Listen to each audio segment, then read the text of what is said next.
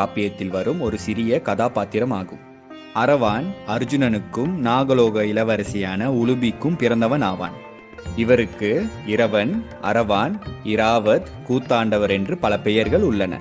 தமிழகத்தில் இந்த அரவான் திருநங்கைகளின் காவல் தெய்வமாக கருதப்படுகிறார். தமிழ் பெயரான அரவான் அரவம் என்ற சொல்லில் இருந்து உருவாகி இருக்கலாம் என நம்பப்படுகிறது. அரவம் என்றால் பாம்பு என்று பொருள்படுகிறது. அரவான் நாகலோக இளவரசியான உலுபியின் மகன் என்பதால் இந்த பெயர் வந்திருக்க கூடும். மேலும் அரவானின் தலையில் உள்ள கிரீடம் பாம்பு வடிவம் கொண்டிருக்கும். பொதுவாக அரவானின் சிலைகள் வெட்டப்பட்ட தலையின் உருவ சிலைகளாகவே கோயில்களில் இருக்கும். பெரிய மீசை, கண்கள் மற்றும் காதுகளுடன் பார்ப்பதற்கு மிகவும் பயங்கரமாக அரவான் காட்டப்படுகிறார்.